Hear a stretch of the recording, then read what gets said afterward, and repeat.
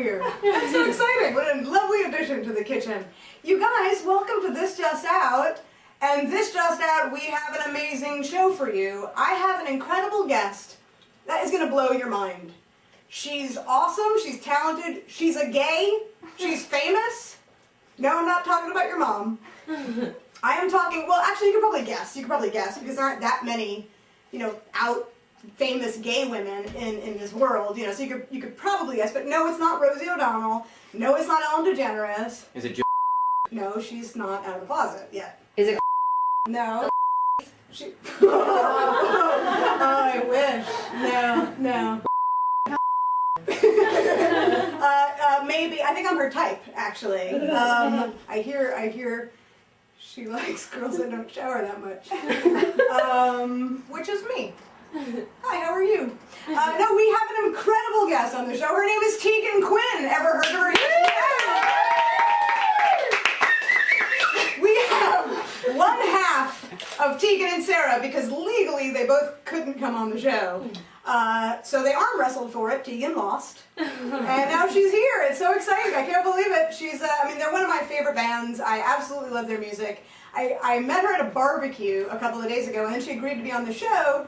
Clearly she hasn't seen it. Anyway, you know what? I'm really excited to do this interview because I've been reading this book. It's called How to Get Along with Girls. You guys, look at this. Look at this. Look how, I want to get to know some of these ladies. Look at her. Look at this one. I'll get to know you. Look at that girl. I'll get to know her. And look at her. Look at this one. She's cute, right? Cute little butch. But yeah, no, this book is called How to Get Along with Girls. It was written in the 40s, and it's got lots of good advice that is still applicable today. Applicable. That's a hard word to say. So here's what we're going to talk about on the show today. How to meet people. How to put your best foot forward. Because that's important, even though, wait a minute. I have to say, what does that mean, put your best foot forward? Where did that expression come from? Because I don't really know if I have a best foot. I think both of my feet sort of kind of work equally well. It's not like one of my feet is really good at cooking and math, and the other one just stays at home all day playing video games. Foot. I do have a best boob. Obviously, it's this one. You knew that, though. I don't know why they don't just say, let's put your best boob forward. I think we should say that starting now. Okay, so I'm not just talking. Here's the... You know what's in here? 50 proof. 49, just had one. Oh, here's my favorite thing about this book. There's a section that says how not to offend. There's like pages and pages on how not to offend a woman, which I of course read, studied, highlighted. Number 10, by the way, don't get drunk. That would never work for lesbians. Not getting drunk is just not an option on a first date with a lesbian. I don't think I would have ever gotten anywhere with anyone without drinking and texting. I mean, the drunk text is really your best friend. If you like really short relationships. Oh, and here's another really good one. Number 8. Number 8, don't tell questionable jokes. It really says that. It really says that. So I guess that means I'm just not allowed to talk on a date, because if I can't drink and tell questionable jokes, I'd just be sitting there doing a cat's cradle. I don't know what I'd be doing. Oh, and here's another one. Number 4 is don't brag about your past. Which I think in lesbian terms means don't talk about your ex-girlfriends. Why do they do that? Why do girls do that? You're on a first date, you're like, oh no, yeah, oh, you like rum and coke? Mm-mm. I dated a girl who likes rum and coke. Oh my god, it was terrible. It was terrible. We never had sex. Anyway, don't do that. Thank you, book. Oh, and number 2.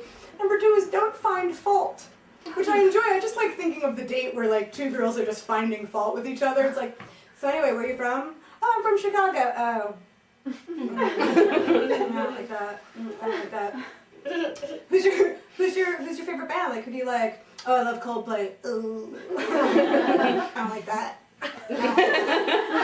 I really like that. What's your favorite color? Pink. Oh. I don't like color. Guess guess who I'm going to bring to the table right now to talk more about what not to do when you're dating? That's right, you guessed it. It's the Queen of Cool, Amy Rosetta!